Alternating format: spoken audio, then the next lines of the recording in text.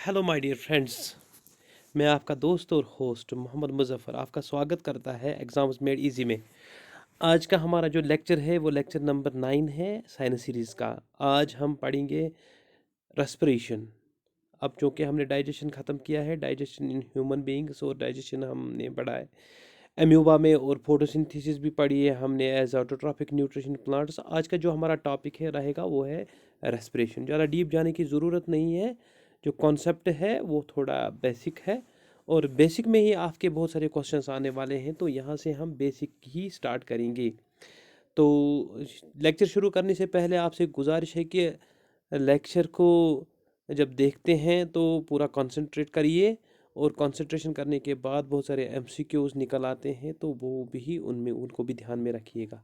और साथ साथ में लेक्चर देखने के बाद आप इसको ज़रूर लाइक करें, शेयर करें और सब्सक्राइब करें। बस आज का लेक्चर शुरू करते हैं। लेक्चर में हम देखते हैं कि रेस्पिरेशन असल में क्या प्रोसेस है। ये एक बायोलॉजिकल प्रोसेस है, मेटाबॉलिक प्रोसेस है, और मेटाबॉलिक में भी ये कैटाबॉलिक प्रोसेस है। मेटाबॉलिज्म दो किस्म की चीज़ें होती है, एक तो इसमें बोलते हैं कैटाबॉलिज्म और एनाबॉलिज्म। एना मीनस दो छोटी छोटी चीज़ों को आपस में जोड़ना और उस दो चीज़ों के साथ एक नया बड़ा सा प्रोडक्ट बनाना। जैसे फोटोसिंथेसिस में आपने सीखा था, कार्बन डाइऑक्साइड को जोड़ा जाता है वाटर के साथ with the help of sunlight, और क्लोरोफिल उसमें मदद देता है, तो वो बनाता है C6H12O6 और ऑक्सीजन। जैसे यहाँ पर आप देखते हैं, कार्बन डाइऑक्साइड एक इनऑर्गेनिक कंपाउंड है और वाटर भी एक इनऑर्गेनिक कंपाउंड है। इन दो को जोड़ा जाता है। जोड़ा क्या, यानी कि इन दो की मदद से बनता है हमारे पास एक complex molecule of sugar, it's carbohydrate, इसको बोलते हैं हम। तो this process is called as anabolism. Anabolism कभी कभार पूछा जा सकता है इस ऑब्जेक्टिव टाइप में, व्हाट इज एनाबॉलिज्म। एनाबॉलिज्म क्या होता है, एक कॉन्स्ट्रक्टिव प्रोसेस है, दो छोटी छोटी चीज़ों को जोड़कर एक कम्प्लेक्स चीज़ बनाई जाती है, उसको बोलते हैं एनाबॉलिज्म। तो एनाबॉलिज्म क्यों, मेटाबॉलिज्म की ही एक टाइप है, तो जो कि ह्यूमन बॉडी या ऑर्गेनिज्म में होता है, तो इसको बोलते हैं एनाबॉलिज्म। अब कैटाबॉलिज्म क्या होता है, कैटाबॉलिज्म होता है जो कि हमारी रेस्पिरेशन है। रेस्पिरेशन में जो कुछ बना हुआ होता है, जैसे C6H12O6 जो फोटोसिंथेसिस में बनता है, ठीक है ना, तो इसी का होता है ऑक्सीडेशन। क्या होती है, ऑक्सीडेशन, सॉरी, ऑक्सीडेशन कैसे होती है, जैसे हम देखते हैं C6H12O6 और इसकी होती है oxidation with the various enzymes.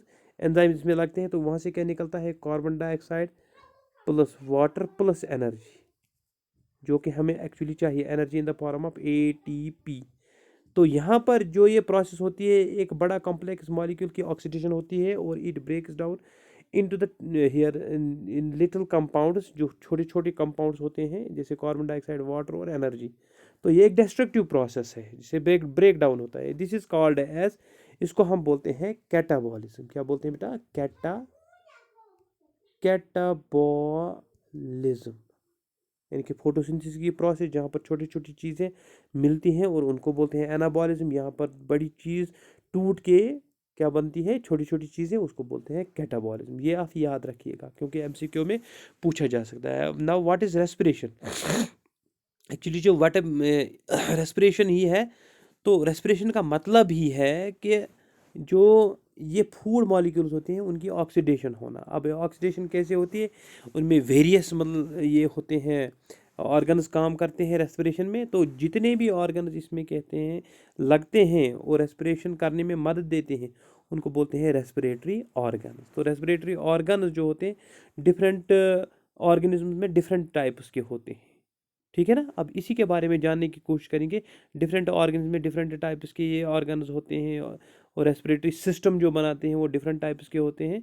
तो आगे आगे जाके हम ये पता करते हैं। सबसे पहले हम देखते हैं रेस्पिरेशन की डेफिनेशन क्या हो सकती है। रेस्पिरेशन की डेफिनेशन क्या है, respiration is the process of making energy available to organisms.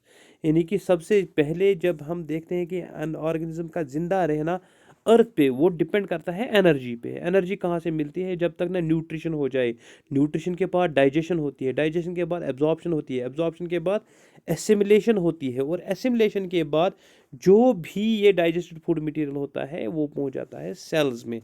और सेल्स में क्या होती है, वहाँ पर ये पहुंचा जाता है माइटोकॉन्ड्रिया में, और माइटोकॉन्ड्रिया में ही रेस्पिरेशन होती है, सेलुलर रेस्पिरेशन। तो अब respiration is the process of making energy available to the organisms and their living cells through enzymes control catabolic breakdown of organic molecules, specially hexose sugar. Hexose means, hexose यहाँ पर याद रखना बेटा, ये तो यहाँ पर बहुत सारे आर्ट्स के स्टूडेंट्स भी होंगे तो उनके लिए मुझे दिखाना ज़रूरी है। जो यहाँ पर हमने ये शुगर लिया है, दिस इज़ ग्लूकोज। इसमें कार्बन के 6 एटम्स हैं, हाइड्रोजन के 12 और ऑक्सीजन के 6। तो ये बनाता है हमारा ग्लूकोज मॉलिक्यूल। ग्लूकोज यानी कि इसमें है 6 कार्बन एटम्स, 6 मीन्स हेक्सोस, तभी इसको बोलते हैं हम हेक्सोस शुगर। शुगर पेंटोस भी हो सकता है, ठीक है ना, तो ट्रायोस भी हो सकता है। तो यहाँ पर जो ऑर्गेनिक मॉलिक्यूल इस्तेमाल होता है एनर्जी निकालने के लिए, वो है हेक्सोस शुगर। क्या है बेटा? Hexose sugar. तो specially hexose sugar the organic food material that yield energy on their catabolism are called respiratory substrates। और जो कोई भी ऑर्गेनिक फूड मटेरियल इस्तेमाल होता है जिससे निकलती है एनर्जी, उसको बोलते हैं रेस्पिरेटरी सबस्ट्रेट। तो यहाँ पर रेस्पिरेटरी सबस्ट्रेट कौन है? वो है यही ग्लूकोज। तो ग्लूकोज का इस्तेमाल करते हैं और इसी से एनर्जी निकालते हैं। तो this is called as respiratory substrate. ठीक। The released energy is trapped immediately in phosphate bonds where required ATP gets hydrolyzed and liberated energy। और यहाँ पर जहाँ जो एनर्जी रिलीज होती है, तो ये एनर्जी किस में रिलीज होती है? जो फॉस्फेट बॉन्ड्स बनते हैं। ये जो ATP है, ATP, ये भी बहुत दफ़ा पूछा जा चुका है कि ATP असल में क्या है। ATP की फुल फॉर्म है एडिनोसिन ट्राइफॉस्फेट। ट्राई मीन्स 3 और इसमें होते हैं फॉस्फेट। ठीक, ये आपने याद रखना है। This is adenosine triphosphate. कभी ये भी पूछा जा सकता है ATP स्टैंड्स फॉर, तो वहाँ पर आपने देखना है कि एडिनोसिन ट्राइफॉस्फेट कौन सा ऑप्शन है, तो उस पर टिक करनी है। ठीक है ना। दूसरा क्वेश्चन ये भी पूछा जा सकता है ATP में कि ATP जो होता है ये, इसको बोलते हैं हम एनर्जी करेंसी ऑफ सेल। क्या बोलते हैं बेटा? Energy currency of cell. Energy currency of cell. कभी कभार ये भी पूछा जा सकता है what is energy currency of the cell called.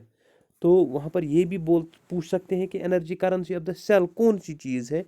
नीचे ऑप्शन दिए गए होंगे तो आपने ये ऑप्शन चुनना है, ATP वाली। तो ATP क्या है? असल में एडेनोसिन ट्राइफॉस्फेट, और जब हाइड्रोलाइज होती है तो इससे एनर्जी लिबरेट होती है।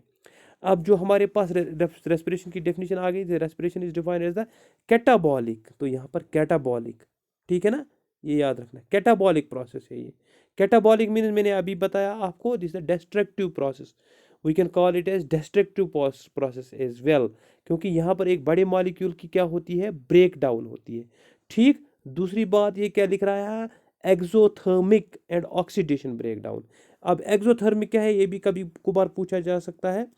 एक्सो मीन्स देना, बाहर निकलना। थर्मिक मीन्स हीट बाहर निकलना। यहाँ पर हीट निकलता है या एनर्जी निकलता है, यानी कि एक चीज टूटने से एनर्जी बाहर आ जाती। Heat is a type of energy, तो एनर्जी भी हम यहाँ पर इसको रिलेट कर सकते हैं। तो एक्सोथर्मिक मीन्स जब एनर्जी बाहर निकलती है, ठीक है ना, कोई रिएक्शन जब होती है तो वहाँ से एनर्जी निकलती है। तो एनर्जी इस इक्वेशन में निकलती है 686 किलो कैलोरी।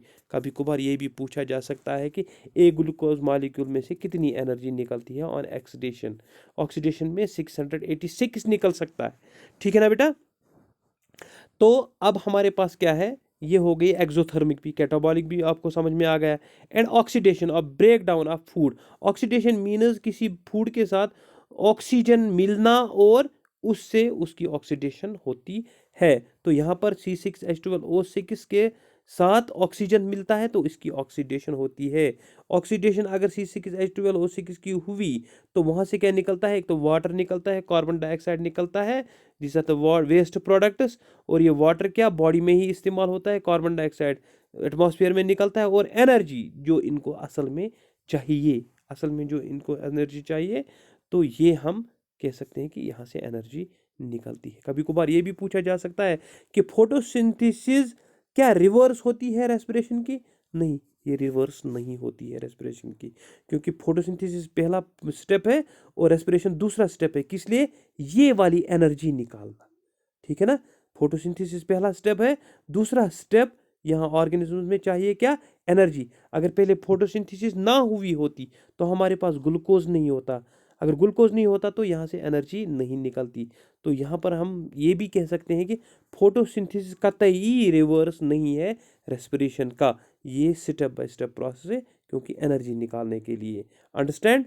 चलो फिर आगे चलते हैं थोड़ा सा। तो रेस्पिरेशन की जो फॉर्मूला है हमारे पास, इक्वेशन है, वो है C6H12O6 प्लस 6 टाइम्स O2 यानी ऑक्सीजन। इसकी होती है ऑक्सीडेशन और इसमें बहुत सारे एंजाइम्स लगते हैं, तो वह एंजाइम्स आगे जाके पढ़ेंगे किस किस साइकिल में कौन कौन सा एंजाइम लगता है। ग्लाइकोलिसिस होती है, उसके बाद क्रेब्स साइकिल होता है, वहाँ पर क्या क्या होता है वो आगे पढ़ेंगे। तो यहाँ पर आपने ये जनरल इक्वेशन याद रखनी है कि C6H12O6 के साथ मिलता है 6 टाइम्स ऑक्सीजन और वो देता है हमें वाटर और कार्बन डाइऑक्साइड और एनर्जी। यहाँ पर एनर्जी जो होती है in the form of ATP होती है, तो यहाँ से 38 ATPs निकलते हैं। अब ये 38 ATPs कैसे निकलते हैं वो मैं आगे जाके आपको बताता हूँ, लेकिन आपने ये ध्यान में रखना है कि MCQs में क्या पूछा जा सकता है कि how many ATPs are produced during the respiration of one glucose molecule. तो वहाँ पर आप देखेंगे 38 ATP या 686 किलो कैलोरी एनर्जी, ठीक है ना। तो चलते हैं थोड़ा सा आगे।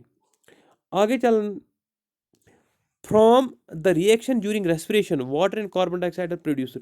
तो कभी कभार ये भी पूछा जा सकता है बेटा कि रेस्पिरेशन के एंड प्रोडक्ट्स क्या है, वेस्ट प्रोडक्ट्स क्या है। तो वेस्ट प्रोडक्ट है इसमें वाटर और कार्बन डाइऑक्साइड और produced waste products 686 kilo calories released by complete oxidation of one molecule of glucose. About 50% energy liberated during cellular respiration and the remaining of energy is dissipated as heat. तो यहाँ पर जो 686 kilo calorie energy निकलती है, इसमें से 50% energy liberate होती है और 50% डिसिपेट होती है as heat. All living organisms utilize this energy for carrying out daily activities like absorption, transport, movement, reproduction और even breathing. तो असल में ये एनर्जी किस में लगती है? ग्रोथ एंड डेवलपमेंट में, रिपेयर में भी।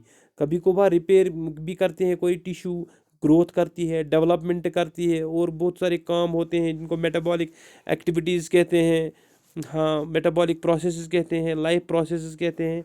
तो वो लाइफ प्रोसेस करने में एनर्जी मदद देती है, क्योंकि हर कोई काम जो होता है एनर्जी की ही बिना पर होता है। अब देखते हैं, ये तो हो गई रेस्पिरेशन। तो रेस्पिरेशन असल में क्या है? रेस्पिरेशन असल में होती है यही कि oxidation of food to get energy. तो यहाँ से आपका फूड जो C6H12O6 है उसकी ऑक्सीडेशन हुई, वहाँ से निकलते हैं दो waste products water and carbon dioxide, और असल में जो हमें चाहिए वो होती है एनर्जी। अब देखते हैं ये जो रेस्पिरेशन होती है इसमें कौन कौन से सेपरेट प्रोसेसेस होती हैं। तो इसमें होती हैं 2 सेपरेट प्रोसेसेस। एक तो जिसको बोलते हैं हम एक्सटर्नल रेस्पिरेशन, यानी कि बाहर जो रेस्पिरेशन होती है जिसको हम बोलते हैं एक और ब्रीदिंग भी। कभी कभार हम कंसिडर करते हैं कि ब्रीदिंग भी रेस्पिरेशन है, नहीं, ब्रीदिंग रेस्पिरेशन नहीं है, बल्कि ब्रीदिंग रेस्पिरेशन में मदद देती है, ब्रीदिंग रेस्पिरेशन में मदद देती है। फिर ब्रीदिंग से जो ऑक्सीजन अंदर आ जाता है वो सेल्स में पहुंच जाता है और सेल्स में होती है असल में रेस्पिरेशन, उसको बोलते हैं इंटरनल रेस्पिरेशन। तो यहाँ पर respiration involves 2 separate process, namely external respiration breathing and internal respiration, जिसको बोलते हैं cellular respiration.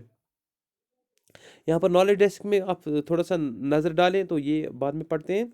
When we do not eat anything, जब हम कोई चीज़ नहीं खाते हैं, we feel weak due to unavailability of sufficient energy which is because of reduced availability of respiratory substrate।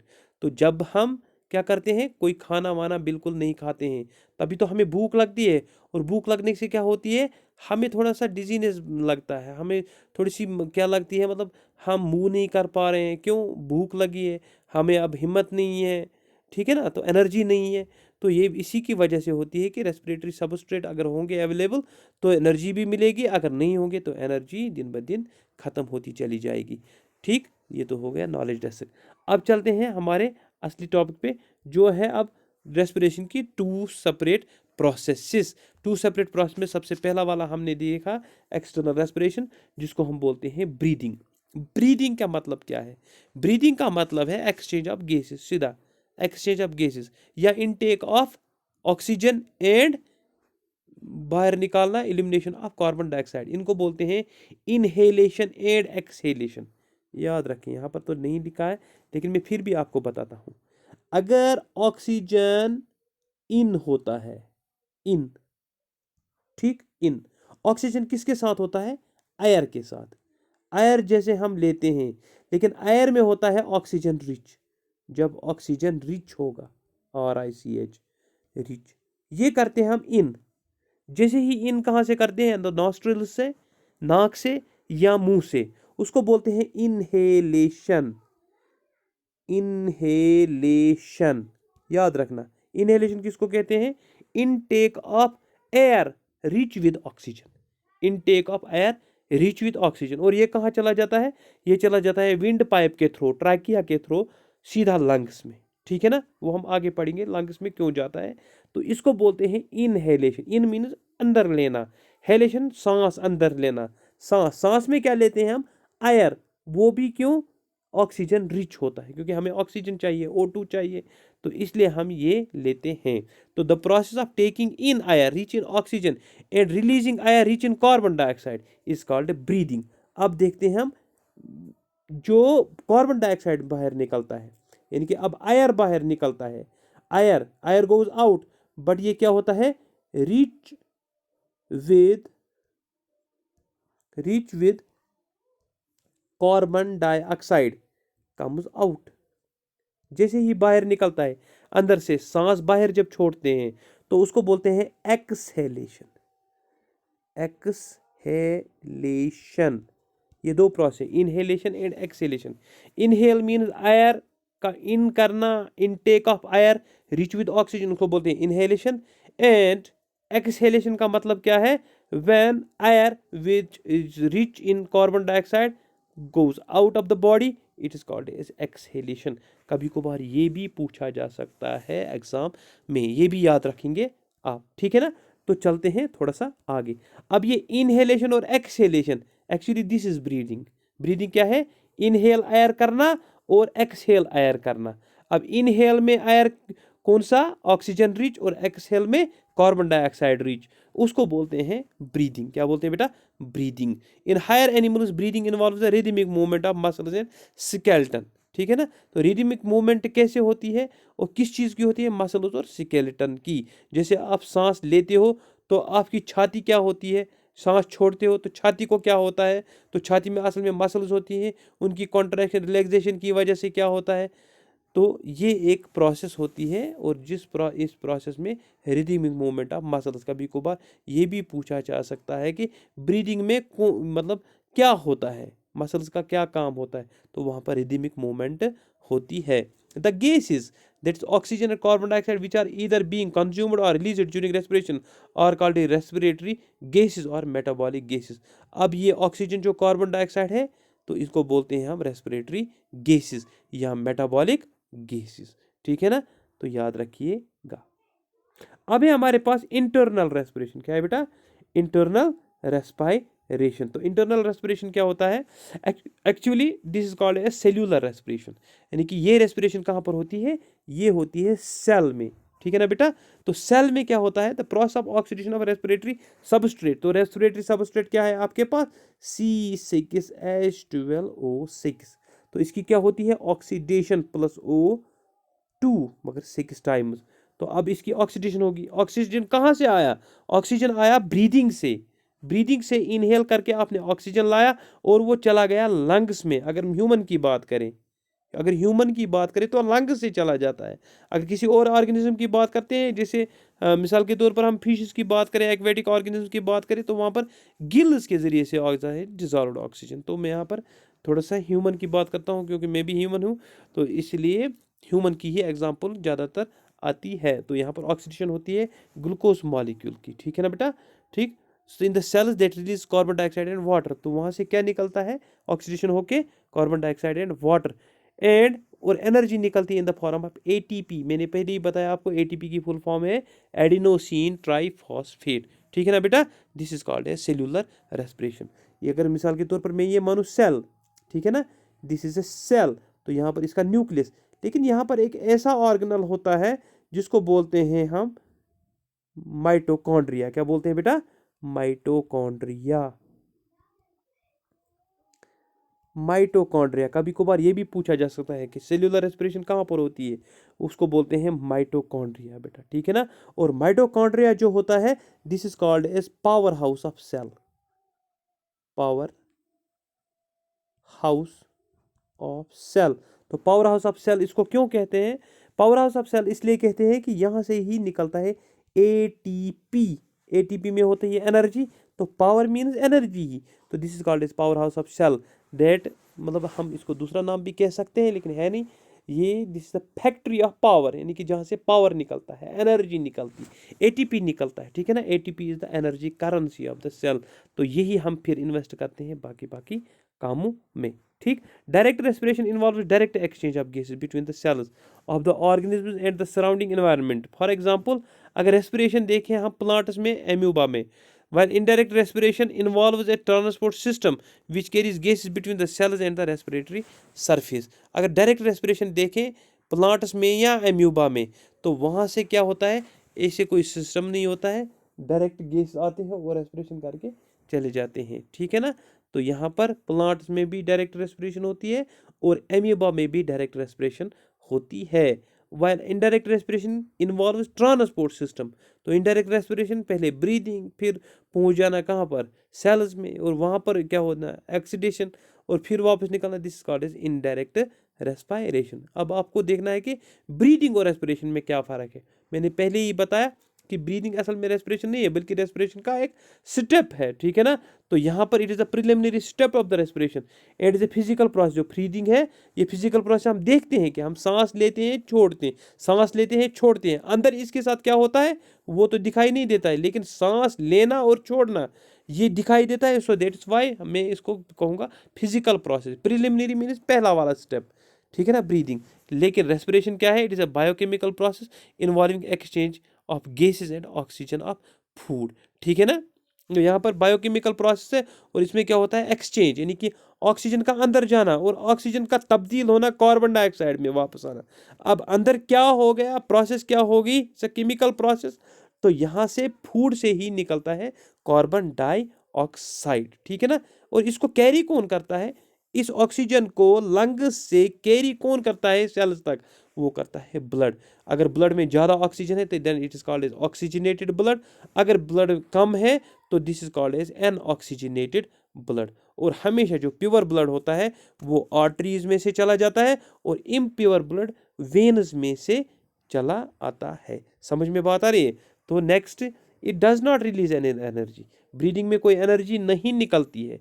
याद रहे कि ब्रीदिंग में कोई एनर्जी नहीं निकलती है, लेकिन जो हमारे पास कौन सी होती है, सेल्यूलर रेस्पिरेशन, तो वहाँ पर निकलती है एनर्जी, वो भी एटीपी में ही होती है, ठीक है ना। तो it is an extra cellular process, यानी कि ये एक्स्ट्रा सेल्यूलर के सेल के बाहर की प्रोसेस है। लेकिन जो हमारी रेस्पिरेशन है वो इंट्रासेल्यूलर प्रोसेस है। इंट्रासेल्यूलर मीन यानी कि ये सेल के अंदर माइटोकॉन्ड्रिया में होती है, ठीक।